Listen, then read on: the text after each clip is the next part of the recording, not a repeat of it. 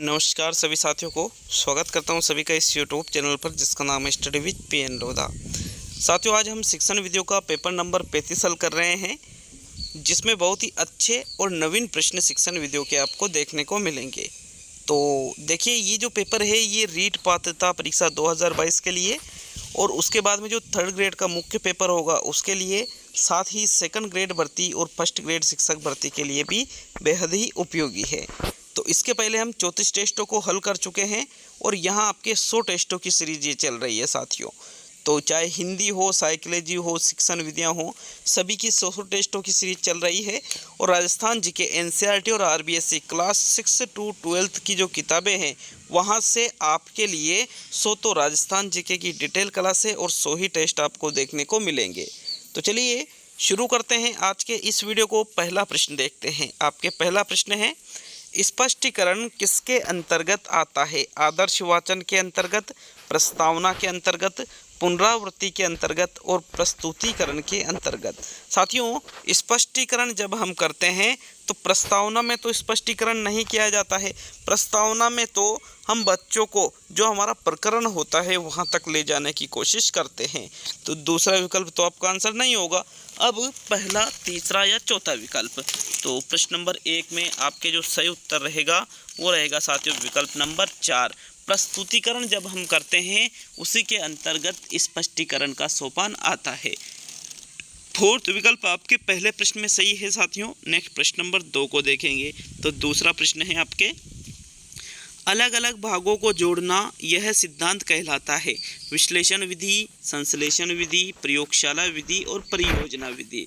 तो देखो, जहाँ पर किसी विषय वस्तु को संपूर्ण एक इकाई में बांध करके बच्चों को पढ़ाया जाए तो साथियों वहाँ पर अलग अलग भागों को जोड़ा जा रहा है तो उसको संश्लेषण विधि कहा जाएगा। और अगर उन्हीं चीज़ों को तोड़ करके बच्चों के सामने प्रस्तुत किया जाता है तो उसको विश्लेषण विधि कहा जाएगा। तो यहाँ जोड़ा जा रहा है तो फिर संश्लेषण विधि आपके प्रश्न नंबर 2 में दूसरा ही विकल्प सही है। चलिए आगे बढ़ेंगे प्रश्न नंबर 3 की ओर। तो तीसरा प्रश्न देखते हैं। आपके तीसरा प्रश्न, वह स्पष्टीकरण नहीं कहा जा सकता है जबकि बालक पाठ को समझ नहीं पाता, अध्यापक जब सवाल नहीं कर पाता, बालक किसी शब्द या सूची का भाव नहीं समझ पाता और आदर्श वाचन नहीं होता है। देखो, स्पष्टीकरण कर रहे हैं प्रस्तुतिकरण के अंतर्गत, तो आप इनमें से किसको स्पष्टीकरण नहीं कह सकते साथियों? जब बालक पाठ को समझ नहीं पाता, या अध्यापक जब सवाल नहीं कर पाता, या किसी शब्द या सूची का भाव बालक नहीं समझ पाता, तो जो सबसे सटीक और बेहतर आंसर है वो विकल्प नंबर 3 है। जब बालक किसी शब्द या सूची का भाव नहीं समझ पाता तो उसको आप स्पष्टीकरण नहीं कह सकते हो साथियों। विकल्प नंबर आपका 3 सही है प्रश्न नंबर 3 में। नेक्स्ट आगे बढ़ेंगे साथियों प्रश्न नंबर 4 की ओर। चौथा प्रश्न देखेंगे। आपके प्रश्न नंबर 4 तीसरा ही प्रश्न डबल बार टाइप हुआ है। विशिष्ट से सामान्य का सिद्धांत निम्न में से किसमें उपयोग होता है? आगमन विधि में उपयोग होता है साथियों, संश्लेषण विधि में उपयोग होता है, स्वतः शोध विधि में उपयोग होता है, या विश्लेषण विधि में उपयोग होता है। तो देखो, प्रश्न नंबर 3 में कौन सा विकल्प आपका सही है? विशिष्ट से सामान्य का जो सिद्धांत है ये आगमन विधि में प्रयुक्त होता है, जबकि सामान्य से विशिष्ट का जो सिद्धांत है वो निगमन विधि में प्रयोग होता है। तो विकल्प आपका 1 सही रहेगा इस तीसरे प्रश्न में। नेक्स्ट आगे बढ़ेंगे साथियों प्रश्न नंबर 4 पर।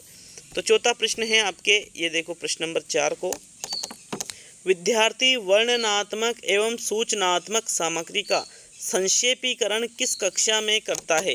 प्राथमिक कक्षा में, माध्यमिक कक्षा में, उच्च कक्षा में और उच्च प्राथमिक कक्षा में। तो देखो, जो छात्र है वो वर्णनात्मक और सूचनात्मक सामग्री है, इसका संक्षेपीकरण मतलब यहाँ पर हाई लेवल वाली बात की जा रही है थोड़ी। तो साथियों, ये प्राथमिक या उच्च प्राथमिक कक्षा में नहीं बल्कि उच्च कक्षा में छात्र ऐसा करता है। विद्यार्थी वर्णनात्मक और सूचनात्मक सामग्री का संक्षेपीकरण उच्च कक्षा में कर सकता है।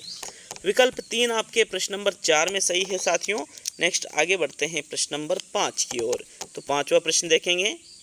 बालक वार्तालाप में निपुण कैसे हो सकता है? अधिक शब्द सीखकर, अच्छी पुस्तकें पढ़कर, लिखित अभ्यास से और बोलचाल के अभ्यास से। तो देखो, वार्तालाप में निपुण होने की बात की जा रही है साथियों। लिखित अभ्यास से अधिक शब्द सीखकर, अच्छी पुस्तकें पढ़कर, ये भी कहीं ना कहीं बालक को वार्तालाप में निपुण करने में सहायता प्रदान करते हैं। लेकिन सर्वाधिक जो सटीक आंसर है वो है बोलचाल के अभ्यास द्वारा। बालक यदि बोलचाल का अभ्यास करेगा तो ही वार्तालाप में निपुण हो पाएगा साथियों, प्रैक्टिकली उस चीज़ को यूज़ करेगा तब। तो चौथा विकल्प आपके प्रश्न 5 में सही है। नेक्स्ट आगे बढ़ेंगे प्रश्न नंबर 6 की ओर। तो चलिए छठा प्रश्न देखेंगे। आपके प्रश्न नंबर 6 क्या पूछ रहा है साथियों, ये देखो। वह विधि जिसमें विद्यार्थी अपना अध्यापन कार्य अध्यापक की देखरेख में पूर्ण करता है कहलाती है। स्व अध्ययन विधि, गृह कार्य विधि, पर्यवेक्षित अध्ययन विधि और मौखिक कार्य विधि। तो देखो, अध्यापन कार्य अध्यापक की देख रेख में पूर्ण कर रहा है तो साथियों उसको गृह कार्य नहीं कहते, ना ही मौखिक कार्य, बल्कि उसको पर्यवेक्षित अध्ययन विधि कहते हैं। स्व अध्ययन में तो खुद ही कार्य करता है और यहाँ अध्यापक के देख रेख में कार्य कर रहा है तो उसको पर्यवेक्षित अध्ययन विधि कहते हैं। तीसरा विकल्प आपके प्रश्न नंबर 6 में सही है। नेक्स्ट आगे बढ़ेंगे प्रश्न नंबर 7 की। साथियों प्रश्न नंबर 7 है आपके। 7वां प्रश्न क्या कह रहा है, अभिकर्मित अनुदेशन में बाहरी अभिकर्मित अनुदेशन किसे कहा जाता है। रेखीय अभिकर्मित अनुदेशन को, शाखीय अभिकर्मित अनुदेशन को, मैथेटिक्स अभिकर्मित अनुदेशन को और इनमें से कोई भी नहीं।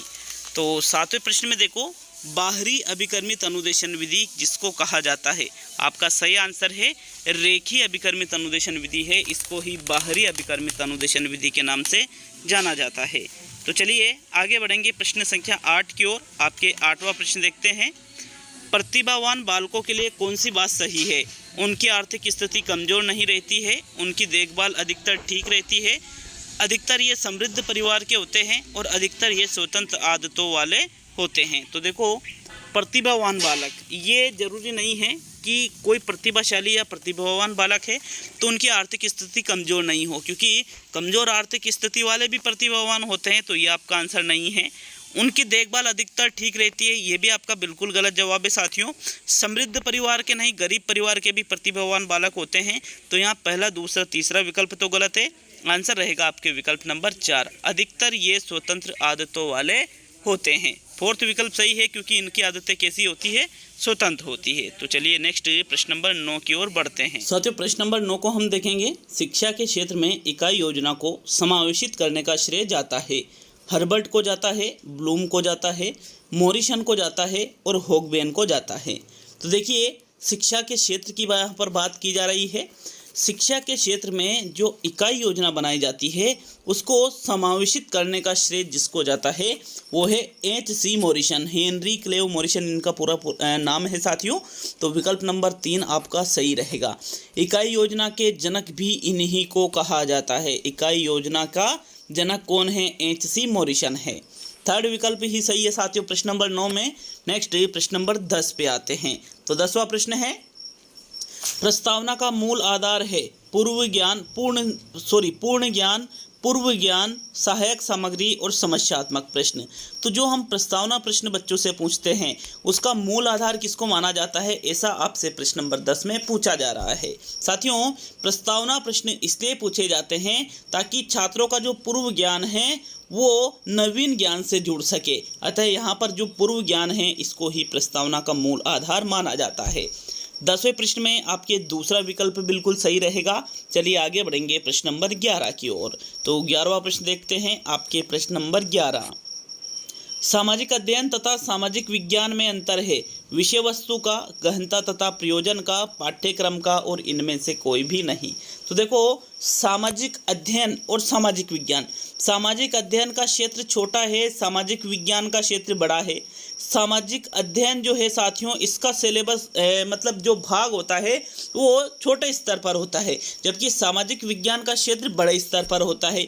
तो इन दोनों में मुख्य रूप से गहनता तथा प्रयोजन का अंतर माना जाता है। ठीक है, प्रयोजन मतलब उद्देश्य, गहनता का मतलब कि भाई वो कितना सार गर्भित है। तो विकल्प 2 आपके 11वें प्रश्न में सही है। नेक्स्ट प्रश्न नंबर 12 पे आते हैं। तो 12वां प्रश्न है आपके, उद्देश्य निर्धारण में ध्यान रखना चाहिए सामाजिक स्तर का, बालकों की रुचि और योग्यता का, राजनीतिक स्तर का और आर्थिक स्तर का। देखो, जब भी हम उद्देश्य का निर्धारण करते हैं कि जो चीज़ें हम बच्चों को पढ़ा रहे हैं आखिर उसका उद्देश्य क्या है, इसका निर्धारण राजनीतिक स्तर पर कभी भी नहीं किया जाता है, ना ही आर्थिक स्तर को ध्यान में रखकर, बल्कि साथियों जो बालकों की भाई बालकों की रुचि इस चीज़ में है, बालकों की योग्यता कितनी है, इस चीज़ का ध्यान रखा जाता है उद्देश्य निर्धारण में। तो विकल्प नंबर 2 आपके 12वें प्रश्न में सही है। नेक्स्ट आगे बढ़ेंगे प्रश्न नंबर 13 की ओर। तो 13वां प्रश्न देखेंगे, एक प्रभावी शिक्षक वह है जो कक्षा पर नियंत्रण रख सके, अधिक सूचनाएं दे सके, छात्रों को अध्ययन के लिए प्रेरित कर सके और गृह कार्य की सावधानीपूर्वक जांच कर सके। तो प्रभावी शिक्षक, इनमें से आप कौन सा विकल्प लग रहा है कि भाई ये प्रभावी शिक्षक का उदाहरण है? तो गृह कार्य की सावधानीपूर्वक जांच करना प्रभावी शिक्षक के अंतर्गत आएगा, या अधिक सूचनाएं देना प्रभावी शिक्षक के अंतर्गत आएगा, या कक्षा पर नियंत्रण करने वाला? साथियों, इन तीनों को ही हम आंसर नहीं मानेंगे, बल्कि इसका सही आंसर रहेगा विकल्प नंबर 3। छात्रों को अध्ययन के लिए जो प्रेरित कर सके उसको ही प्रभावी शिक्षक माना जाता है। सबसे बेस्ट विकल्प आपके तीसरा ही आंसर है इसमें। तो तीसरा विकल्प आपके 13वें प्रश्न का सही उत्तर होगा। चलिए आगे बढ़ेंगे प्रश्न नंबर 14 की ओर। तो 14वां प्रश्न देख लेते हैं। आपके प्रश्न नंबर 14 है, अनुभव का शंकु किसकी देन है?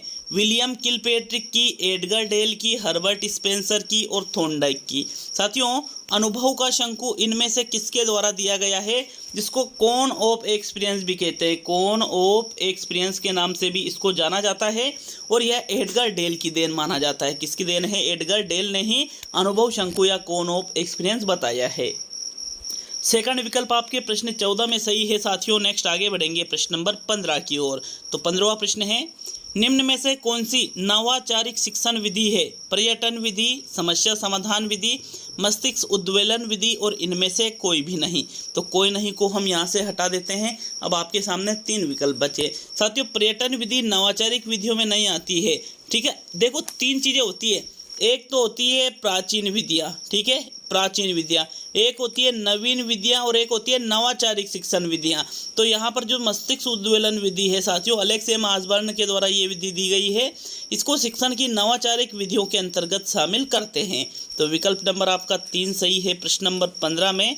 नेक्स्ट आगे बढ़ेंगे प्रश्न नंबर 16 की ओर। तो चलिए 16वां प्रश्न देख लेते हैं। आपके प्रश्न नंबर 16, एनसीईआरटी ने सर्वप्रथम शैक्षिक उपग्रह की स्थापना कब की? 1959 में, 1975 में, 1974 में और 1987 में। एक प्रश्न तो एक ऑप्शन तो ऐसे बाहर निकाल सकते हो आप कि एनसीईआरटी की स्थापना कब हुई थी? 1961 में हुई थी साथियों। तो 1959 में तो ये शैक्षिक उपग्रह बना ही नहीं सकती, क्योंकि स्थापना ही 1961 में हुई थी। तो ये आंसर तो गलत हो गया। अब आपके सामने 3 है, 75, 74 और 87। एनसीईआरटी ने प्रथम शैक्षिक उपग्रह की स्थापना कब की थी? 1975 में की थी साथियों। मोस्ट इंपोर्टेंट क्वेश्चन आप इसको मान सकते हो। सेकंड विकल्प आपके प्रश्न नंबर 16 में सही है। तो चलिए आगे बढ़ेंगे प्रश्न नंबर 17 की ओर। आपके 17वां प्रश्न, किस सहायक सामग्री का प्रयोग वस्तुओं के तुलनात्मक अध्ययन हेतु किया जाता है?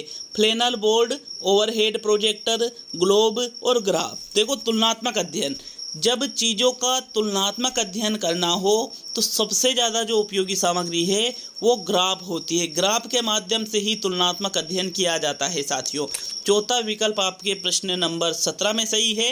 नेक्स्ट प्रश्न नंबर 18 पे आते। तो देखो, 19वां प्रश्न है आपके, निम्न में से तुलनात्मक मापनी कौन सी है? संचय मापनी, अभिवृत्ति मापनी, निर्धारक मापनी और इनमें से कोई भी नहीं। तो कोई नहीं वाला विकल्प हम यहाँ से हटा देते हैं।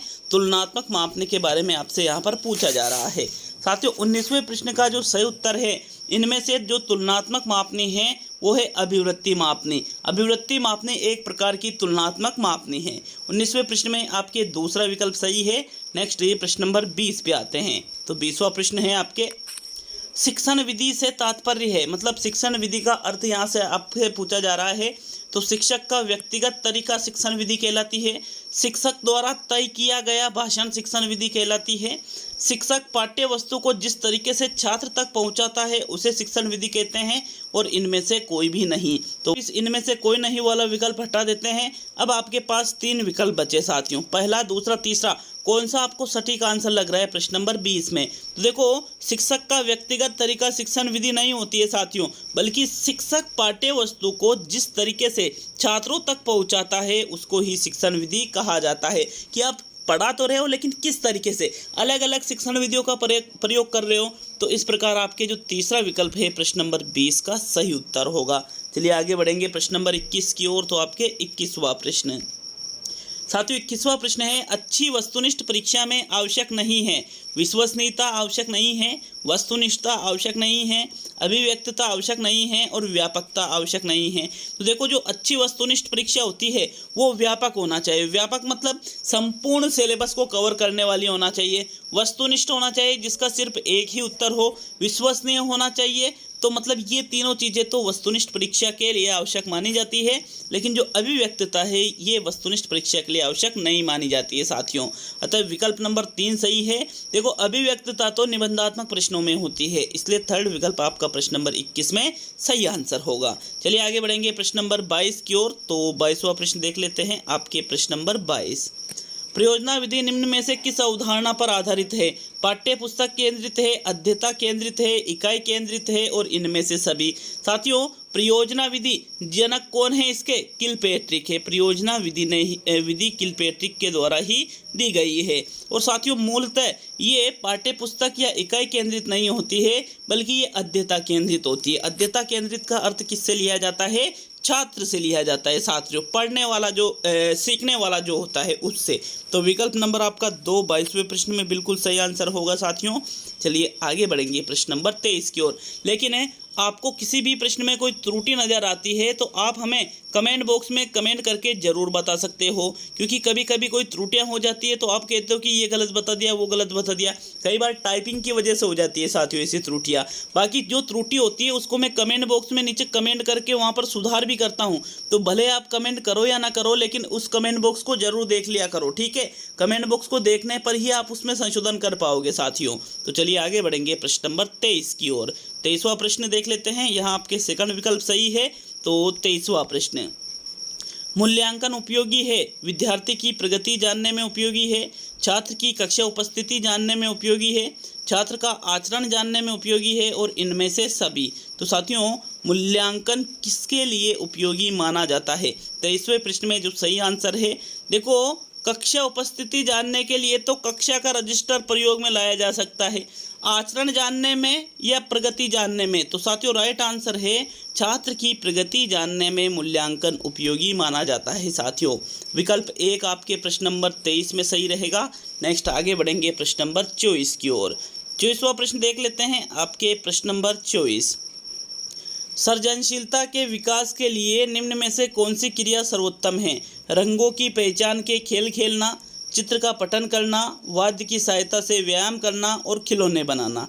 देखो, सृजनशीलता का विकास करना है आपको साथियों। चित्र का पठन करना सृजनशीलता के विकास में नहीं आएगा। रंगों की पहचान के खेल खेलना, वाद्य की सहायता से व्यायाम करना या खिलौने बनाना, जो सबसे सटीक और बेस्ट आंसर है वो है खिलौने बनाना, क्योंकि खिलौने बनाना सृजनात्मकता को बढ़ावा देने के लिए बेहतर कार्य माना जाता है। अतः फोर्थ विकल्प आपके 24 में सही है। अब आज का अंतिम और 25वां प्रश्न देखेंगे, लेकिन वीडियो अच्छा लगे तो वीडियो को लाइक शेयर जरूर करिएगा साथियों। और चैनल पर नए हों तो चैनल को सब्सक्राइब करके और बेल आइकन ऑन कर लीजिए। सारी निःशुल्क चीज़ें आपको इस यूट्यूब चैनल पर मिल जाएगी। तो चलिए अंतिम और 25वां प्रश्न देख लेते हैं। यदि कोई विद्यार्थी अशुद्ध लिखता है तो आप क्या करोगे? मूल्यांकन करोगे, आदर्श वाचन करोगे, निदानात्मक शिक्षण करोगे और उपचारात्मक शिक्षण करोगे। 26वां भी प्रश्न है अभी तो 26वां भी प्रश्न है इसके बाद में, ठीक है? तो देखो, यदि कोई विद्यार्थी अशुद्ध लिख रहा है, अपने को पता है कि वो अशुद्ध लिख रहा है, तो हम उसका निदान नहीं करेंगे। उसकी कमी तो पता चल गई हमें कि अशुद्ध लिख रहा है। अब हम उसका क्या करेंगे साथियों? उपचार करेंगे। तो उपचारात्मक शिक्षण चौथा विकल्प आपके प्रश्न नंबर 25 में सही रहेगा साथियों। नेक्स्ट 26वां प्रश्न देख लेते हैं। तो आपके 26वां प्रश्न, शिक्षण विधियों के ज्ञानेंद्रियों की शिक्षा पर बल देने वाली पद्धति है। स्वाध्याय पद्धति, मोंटेसरी पद्धति, किंडरगार्टन पद्धति और डाल्टन पद्धति। देखो, ज्ञानेंद्रियों की शिक्षा पर बल देने वाली पद्धति कौन सी है? ज्ञानेंद्रियों पर बल किसने दिया है? मोंटेसरी ने दिया है साथियों। अतः मोंटेसरी विधि यहाँ पर ज्ञानेंद्रियों की शिक्षा पर बल देने वाली पद्धति कहलाएगी। सेकंड विकल्प 26 में सही है। तो ये आज आपका ये वीडियो पूरा हुआ। पेपर नंबर 35 हमने कर लिया। अभी आपके 65 टेस्ट आने और बाकी है 66 वीडियो के। वीडियो अच्छा लगे तो लाइक शेयर कीजिएगा और यहाँ पर ये जो प्लेलिस्ट दिख रही है इस पर टच करके पिछले सारे टेस्ट देख सकते हो। मिलते हैं साथियों अगले वीडियो में। बहुत बहुत धन्यवाद सभी का।